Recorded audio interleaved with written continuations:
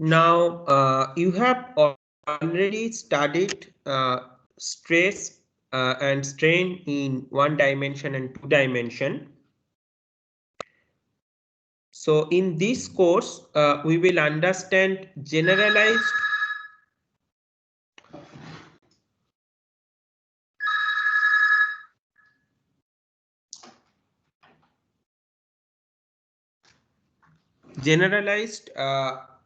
3D state of stress. Hello. Hello.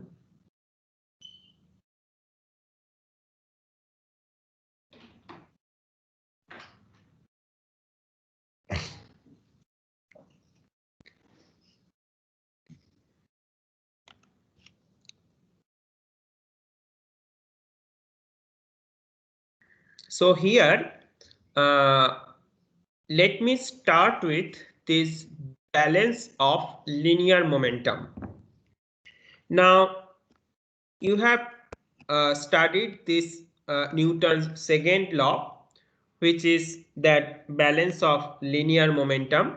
Now, you know for a particle it is given with uh, this equation where at the particle, the location of the particle is given by this coordinate x, and at a time t, the force to acceleration of that particle. Now, in this course, I will follow the notation when you will see this 1 tilde, that is this sign. Sir, the video is lagging.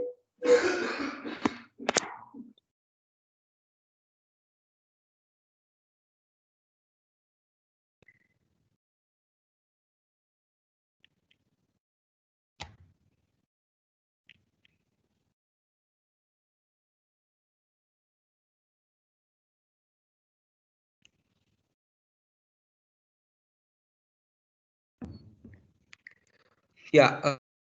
So whenever I will use this 1 tilde, that means it is your one vector, and like x is the position vector, that is x, y, z coordinate of the particle.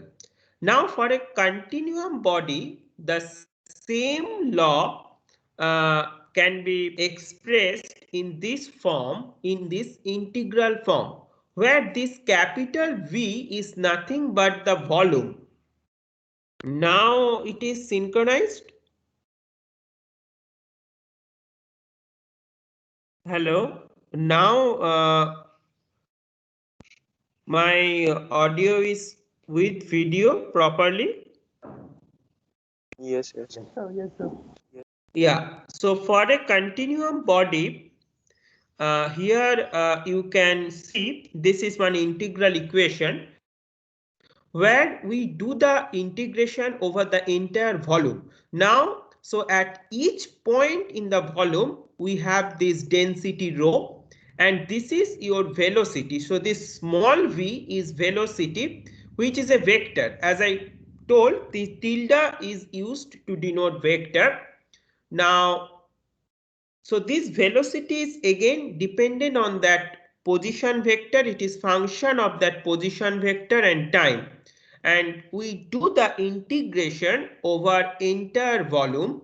Then we take this rate of change with respect to time. This is your equivalent to RHS of this particle equation. Now, regarding force, now for a continuum body in 3 dimension, the forces can be in this uh, two types. Now, one type is this.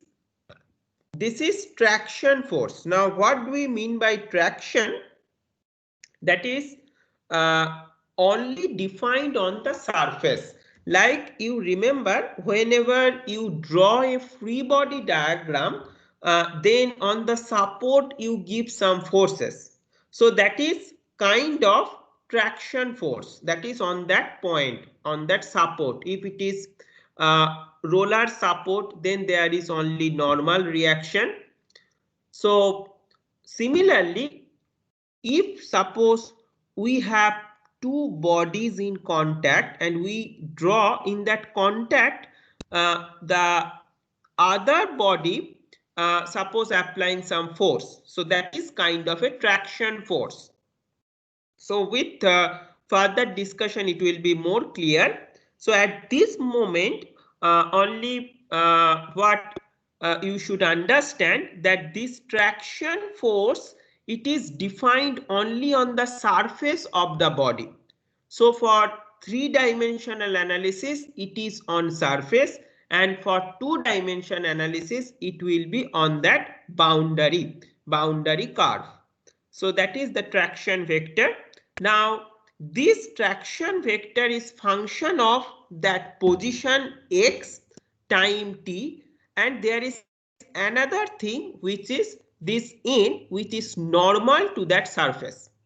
So like here you can see there is this normal at this point x, and this traction vector is function of that normal also. We will understand how this normal is coming in picture. Today we will discuss further. And there is also one body force. This is in the entire volume. So at every point in the volume there can be some body force. So here this is body force per unit mass. So we therefore multiply with density and integrate over the volume. So like body force, we mean like gravitational force, electromagnetic force. Now for traction force, the one example can be, suppose you have pressure loading, that is a kind of traction force. So this is about the mainly we classify the forces in continuum body like surface force and body force. Now how this traction is computed. So if you see,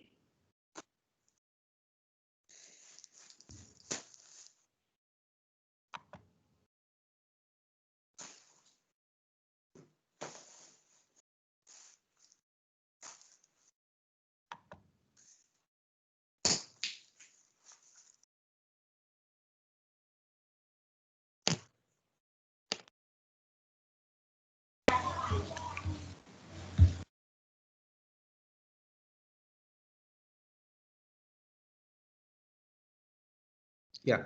So if you see here at any point x on the surface, the traction is defined as this limit.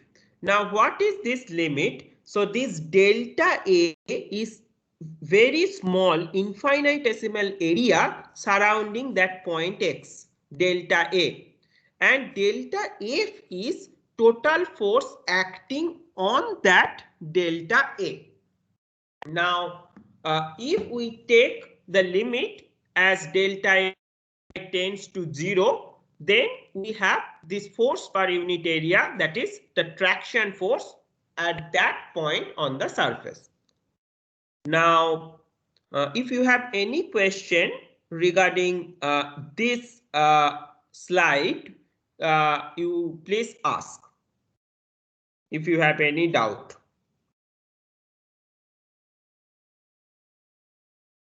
You can directly ask because I cannot see if you raise hand.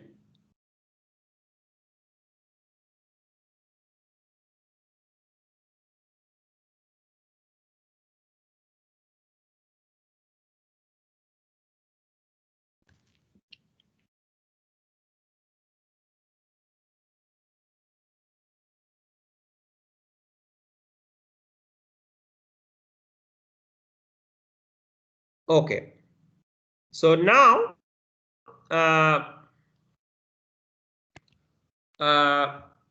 let me go to the next slide. So now what do we mean by, so this is the overall your linear momentum equation for a continuum body. Now we will understand what do we mean by this stress tensor. Now the first thing, this stress tensor is defined at all points on the body. That point can be internal or that point can be on the surface. Now we will understand first in 2D setting, two-dimensional setting, what do we mean by this stress tensor. Now in 2D, we have this assumption that your loading is, suppose we are in XY plane, then all the loading should be in that plane. That is the assumption in 2D. And also we assume that out of plane thickness is unity. Out of plane means perpendicular to your screen. So we are assuming that out of plane thickness is unity, and all the forces and boundary conditions, they are uniform across the thickness. So across the thickness, force and boundary conditions are uniform. Now we want to find the stress tensor at a point C, which is some internal point. We want to find stress tensor at that point. So these are the assumption in 2D. Now the first task for this general force, we have to first find the reaction forces. So I am just telling you the steps to solve this, to get this stress tensor. So how to get the reaction force, that you already know from your engineering mechanics, that there are static equilibrium equation, summation fx equal to 0, summation fy equal to 0, and the moment about a particular point, sum is 0. If you use these three static equilibrium equation, you can get the reaction. Now we are considering one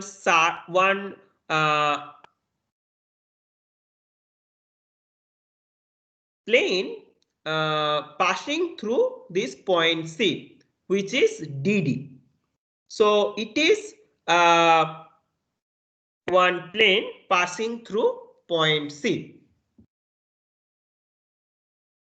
Now, if you divide this entire body in two free body diagram, that left part and right part, then we can draw two body 1 and 2. Now, for the surface DD, which is the interface between body 1 and body 2. Now, there will be, with respect to free body diagram 1, this DD is a surface, and there will be some traction distribution. Means there will be some effect of body 2 on body 1, and that is given by this force distribution. It is actually at every point on DD. I have only drawn on 5 points, but actually there are some force distribution. There has to be some force distribution at every point on this surface DD. Now similarly, there will be some force distribution on the surface DD on body 2. Now if you notice how I have drawn it, the distribution should be such that on a particular point, if you consider this point, on body 1 there is some, if the traction distribution is like this, on body 2 it will be equal and opposite. That is, we know the action and reaction. So at every point this will be maintained. So I have drawn arbitrarily, but here the only thing you should understand, that on body 1 and body 2 on surface DD, this traction distribution at a particular point will be equal and opposite. So at every point you can see that I have drawn like that. Now we do not know this traction distribution.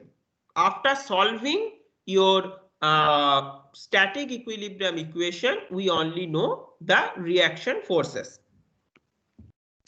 Now, so this traction distribution, now body 1 is also in static equilibrium. So the traction distribution on DD should be such that it keep the free body diagram 1 in static equilibrium. So that traction distribution should be such that it satisfies this equation. That is, this is the integration on surface DD, the traction distribution, and on a free body diagram 1, the external forces are this P1, and then reactions are R2 and R3. So their summation should be 0. That is the static equilibrium condition. It is nothing but equivalent to summation Fx equal to 0 and summation Fy equal to 0. Now, here the point is we get some traction distribution such that it satisfies this equation. It has to satisfy this equation because our free body diagram 1 is in static equilibrium. Now, if you consider some other surface, some other plane passing through point C, suppose we consider this plane EE. Now, then on this free body diagram, on this plane EE, also there should be some traction distribution. Now, this traction distribution on plane EE will be different than traction distribution on DD. Because if you consider DD, then you have to balance P1, R2 and R3. Whereas if you consider this EE, you have to balance R2, R3, R1. So definitely the traction distribution on EE will be different than traction distribution on DD. So the main point from this two slide, the traction distribution at point C is dependent on the surface we are considering. If we consider surface DD, then we have one traction distribution. If we consider surface EE, the traction distribution will be different. So traction at any point C is depend on which surface we are considering. So that is the point we want to understand by this discussion.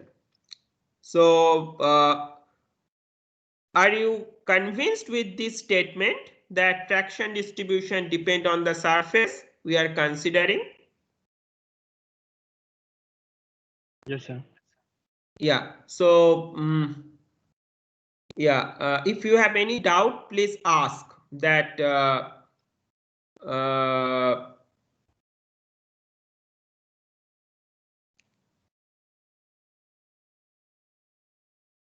So the thing what you should understand that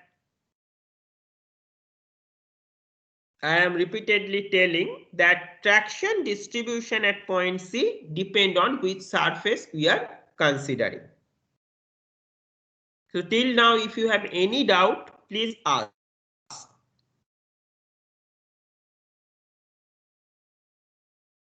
So, page number 3 के assumptions. Could you repeat them once again? Huh. Okay.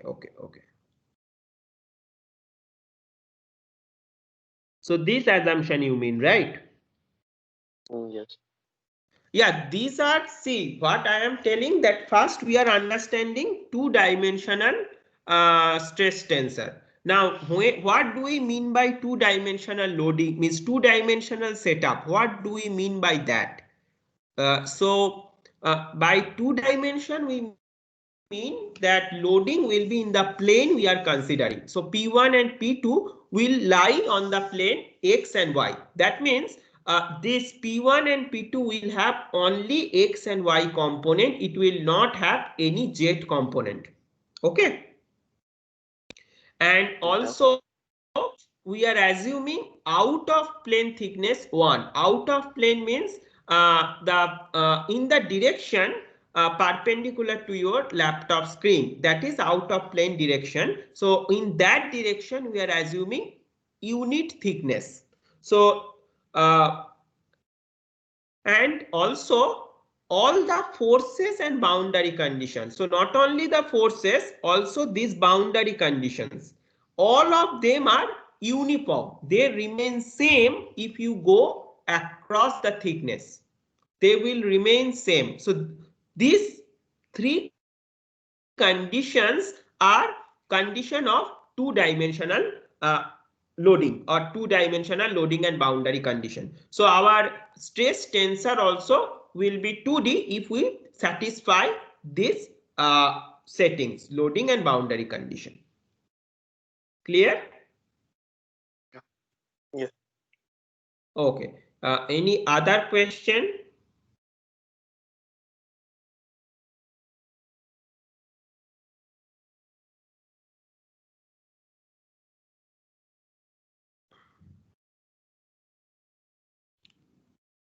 Okay. So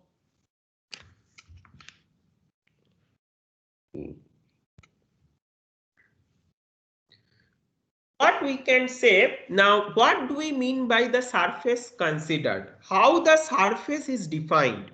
So any surface is defined by corresponding normal. What is the unit normal of that surface? That is defining the surface.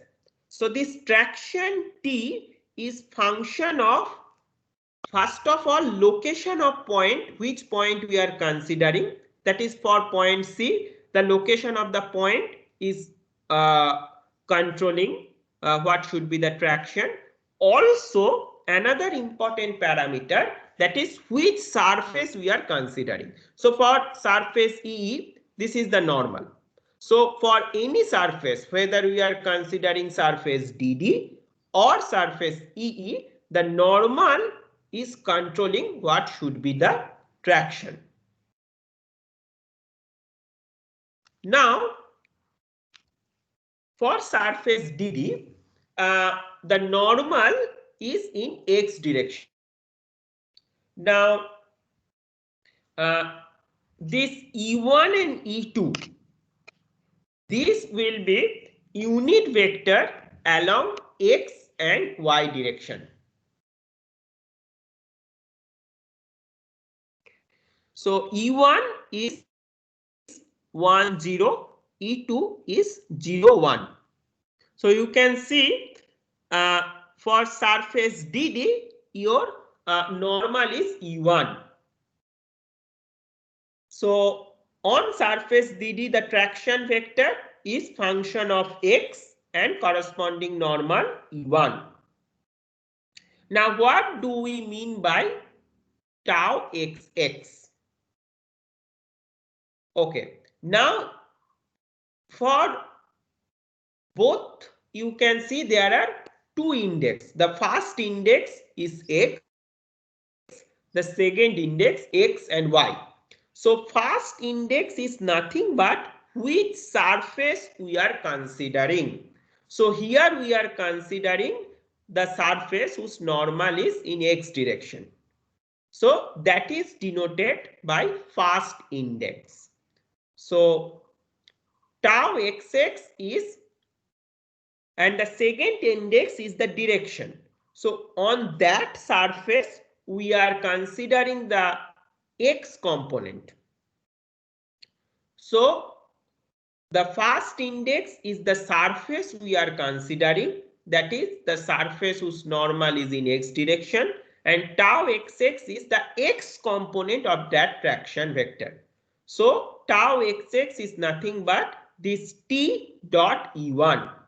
T is the traction vector at point x on the surface E1, that is on the surface whose normal is E1.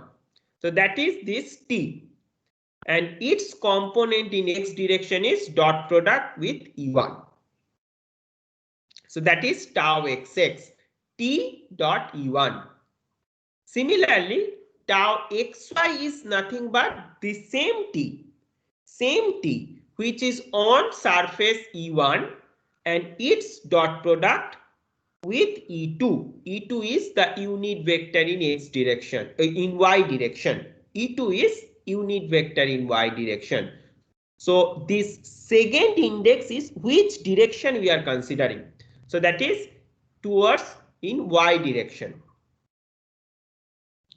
So thus tau xx and tau xy are nothing but they both are traction vector on plane x, that is the plane whose normal is in x direction.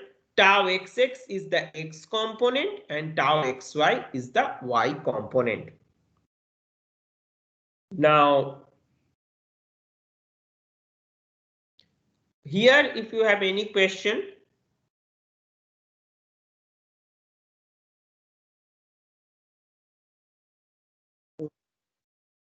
Yes, Avinav. So why tilde is not below x? Yes. Why tilde is not below x? Like it should be there now. 1 minute. Yeah, I just.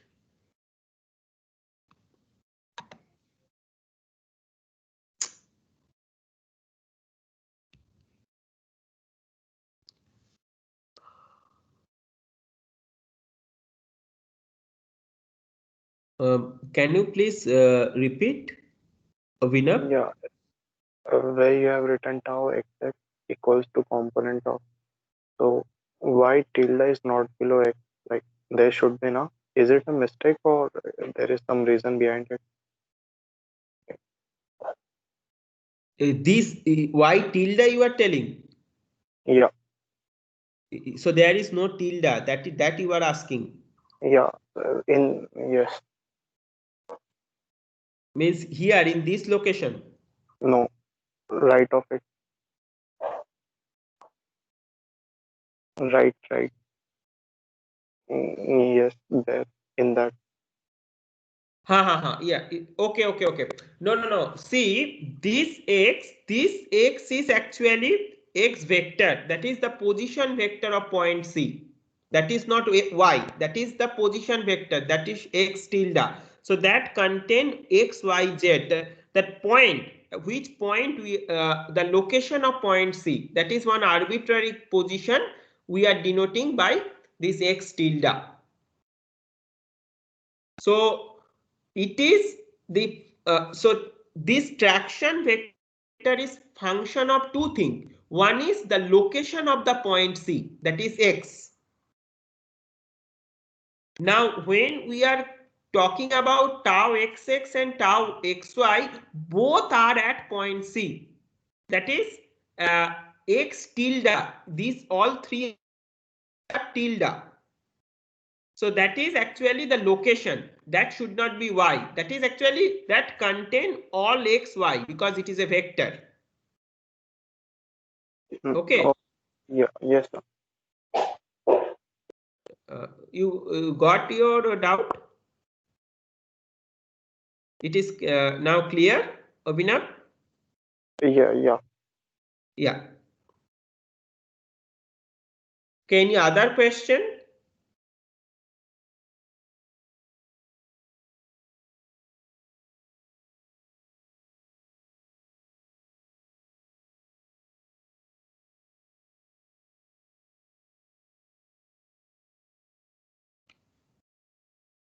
Okay.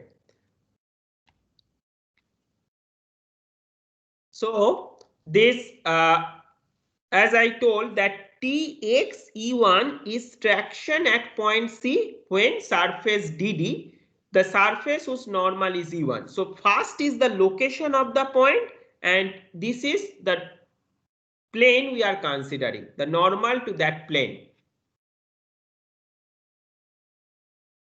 Now if you consider another surface, that is FF, then whose normal is E2, then your traction will be at x tilde. So x tilde is nothing but the position vector of point C. So it will remain x tilde, but now we are considering the surface FF, so it should be E2.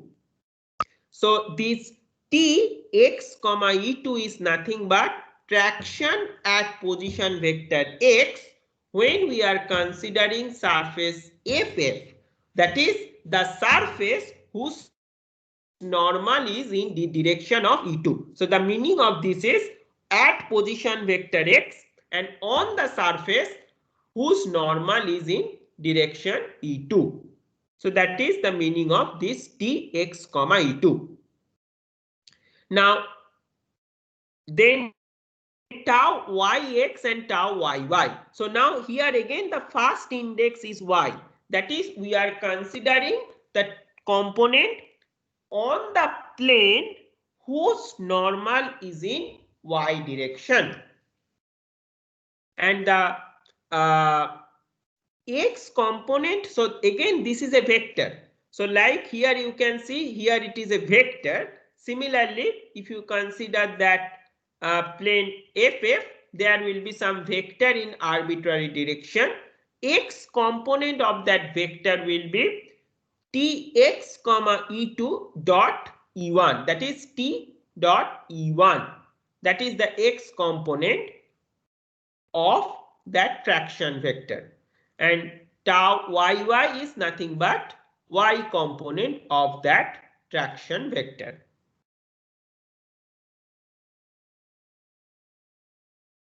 Now, okay, so here it is clear to everyone. Otherwise, you can ask your doubt on this slide. Sir, please explain the tau yx again.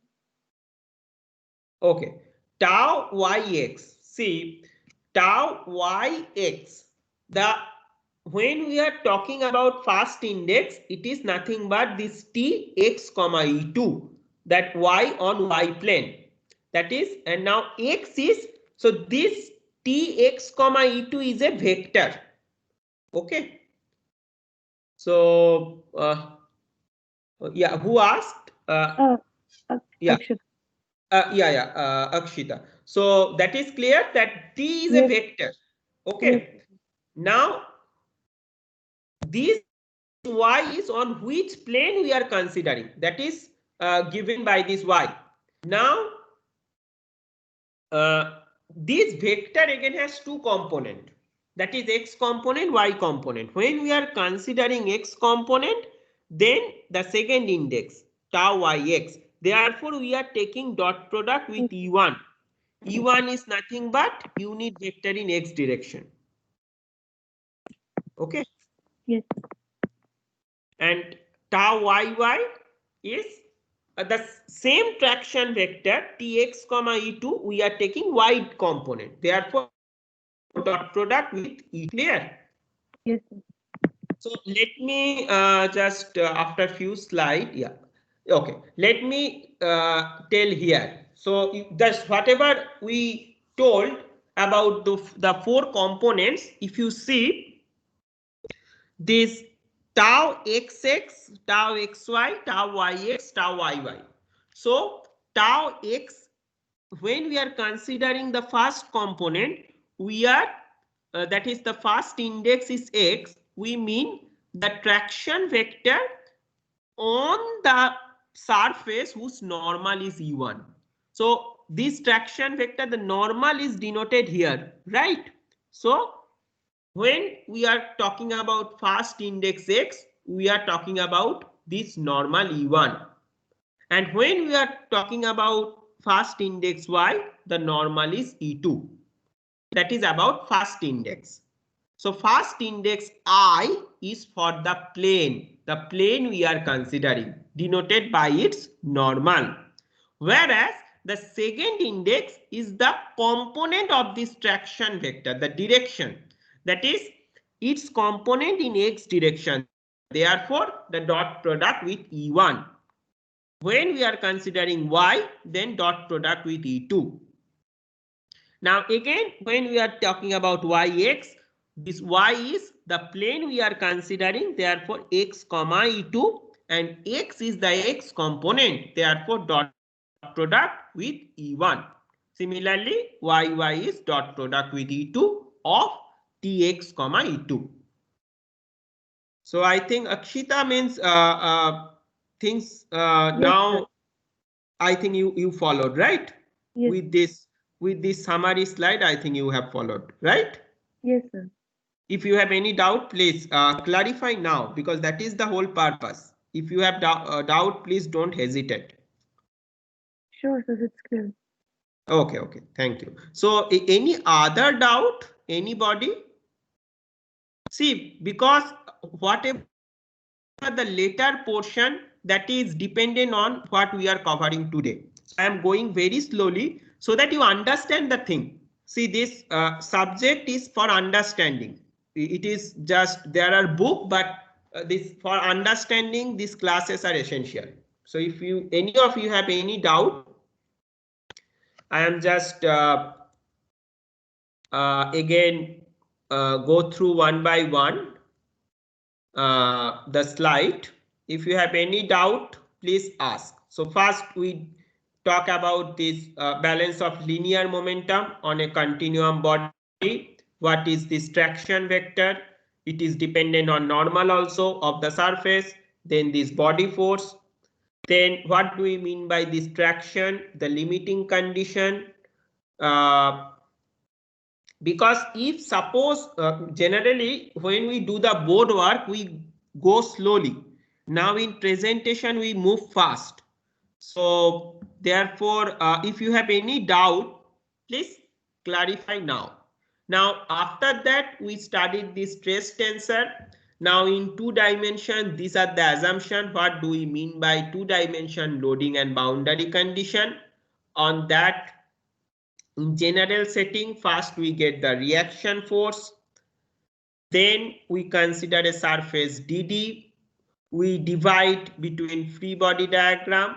Now the whole purpose of this exercise is that it depends on which surface we are considering, whether DD or EE. Based on the surface, the traction vector will change. So what it implies that on point C, the traction vector is dependent on location of that point x tilde. So this is the location. X tilde means x, y location. In vector form, we define it as x tilde. And so it is dependent on that location as well as the normal on the surface. So the traction is dependent on the surface we are considering. Now when we consider surface DD, then we have this Tx comma E1. E1 is the notation of the normal, and when we are talking about x component, then the second index come in picture, tau xx, y component tau xy. So for another surface FF, so this is our normal E2, and then tau yx is nothing but this x component, tau yy, y component. So these are the summary. So I hope up to this it is clear.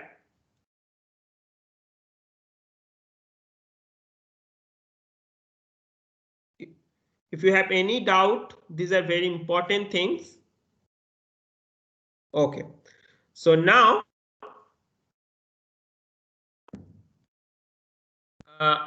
what is the stress tensor? Now stress tensor, for the time being, you think it like a matrix. So where each row is corresponding the plane we are considering. So the first index is x. You can see for first row, and for second row, first index is y.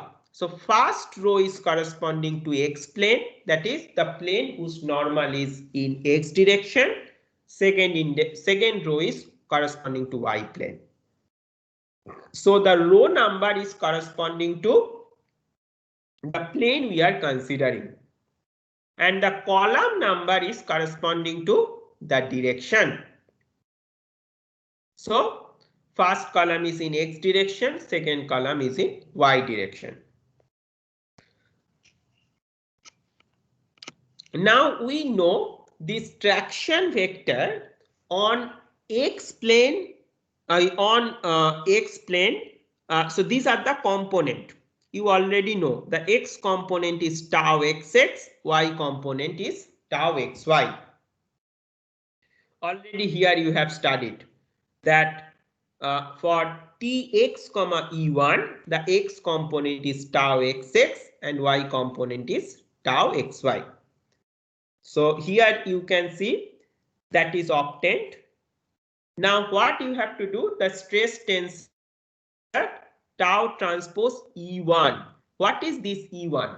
E1 is the normal, unit normal on that surface. So E1 is 1, 0. Now if you do the matrix vector multiplication, then you get this tau xx, tau xy. Clear? At this step, any doubt? This tau transpose E1?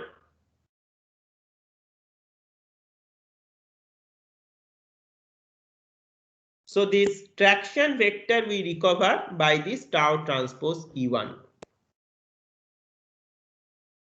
Similarly, the traction vector on surface E2 we can get from tau transpose E2. E2 is 0, 1. Here you can see that I did the tau transpose, not tau. Therefore, row and column got interchanged. Okay, tau xy come in this position because I am doing tau transpose. So if you do matrix vector multiplication, you get from first row first column tau xx, second row first column tau xy. Similarly, tau transpose E2 give you tau yx and tau yy. This is nothing but x component of tau x E2 and y component of tau x E2. So this t is a vector. So always you can see there are one tilde. So this is a vector, x component is yx, y component is yy. So we can recover this by tau transpose E2. So only this E1 and E2, what are they? They are the normal vector on the surface we are considering.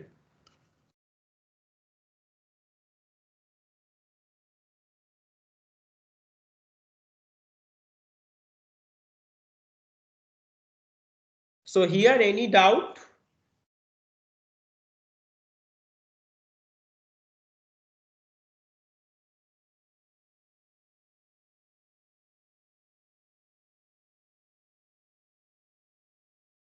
Kaushik, Garvit Kaushik. Yes, sir. Yeah, did you follow? Yes, sir. So